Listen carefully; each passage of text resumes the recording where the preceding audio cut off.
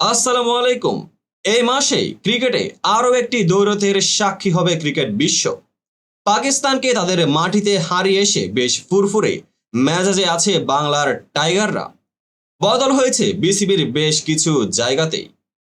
কাল ঘোষিত হলো 16 সদস্যের স্কোয়াড, তবে ভারতও ছেড়ে দেওয়ার পাত্র নয়। তাদেরই মাটিতে খেলা হওয়ায় পরিসংখ্যানও কথা বলছে তাদের পক্ষে।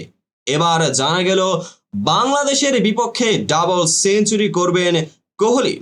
জানলে অবাক হবেন, এই কঠিন ভবিষ্যৎবাণী করেন পাকিস্তানের সাবেক ক্রিকেটার।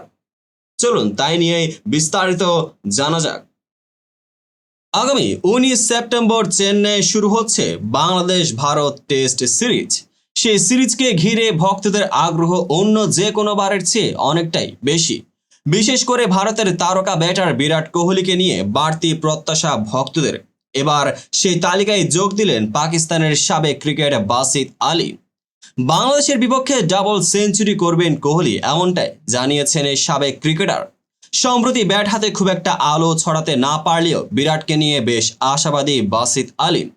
নিজের ইউটিউব চ্যানেলে এই ক্রিকেটার কোহলি প্রসঙ্গে বলেন, ইংল্যান্ড সিরিজে বিরাট ছিল না, শ্রীলঙ্কা সিরিজে সে ভালো পারফর্ম করেনি, কিন্তু বাংলাদেশ ও নিউজিল্যান্ড সিরিজে আপনারা বড় সেঞ্চুরি দেখবেন।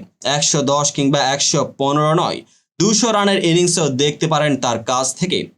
2024 টি-20 বিশ্বকাপের পাশাপাশি ভারতের শ্রীলঙ্কা সফরেও রানের দেখা পাননি কোহলি। তাই বাংলাদেশ সিরিজ দিয়ে ফর্মে ফেরার তাড়া থাকবে তার। অবশ্য টি-20 বিশ্বকাপে ফাইনালে দক্ষিণ আফ্রিকার বিপক্ষে সর্বোচ্চ রানের ইনিংস খেলেছিলেন তিনি। তার 76 রানের সুবাদে লড়াই করার পুঁজি পায় ভারত এবং দ্বিতীয়বারের মতোই সংক্ষিপ্ততম সংস্করণের বিশ্বকাপের স্বাদ পায় ম্যান ইন ব্লুরা। চলতি বছরের শুরুতে সবশেষ সাদা পোশাকে খেলেছেন কোহলি। দক্ষিণ আফ্রিকা সফরের পর পিতৃত্বকালীন ছুটির কারণে ঘরের মাঠে ইংল্যান্ডের বিপক্ষে 5 ম্যাচের টেস্ট সিরিজে দেখা যায়নি তাকে। প্রায় 8 মাস বিরতির পর বাংলাদেশের বিপক্ষে 2 ম্যাচের সিরিজ দিয়ে টেস্ট দলে ফিরবেন তিনি।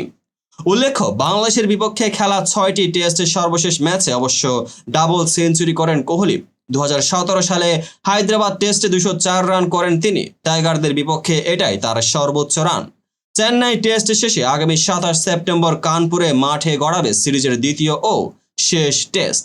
তো বন্ধুরা, ভিডিওটি যারা সম্পূর্ণ দেখেছেন সবাইকে অসংখ্য ধন্যবাদ। ভিডিও শেষে কমেন্ট সেকশনে আপনার মতামত জানাতে ভুলবেন না, আর চ্যানেলটিকে সাবস্ক্রাইব এবং পেজটিকে ফলো করে পাশেই থাকবেন যাতে পরবর্তী ভিডিওর সকল নোটিফিকেশন সরাসরি পেয়ে যান।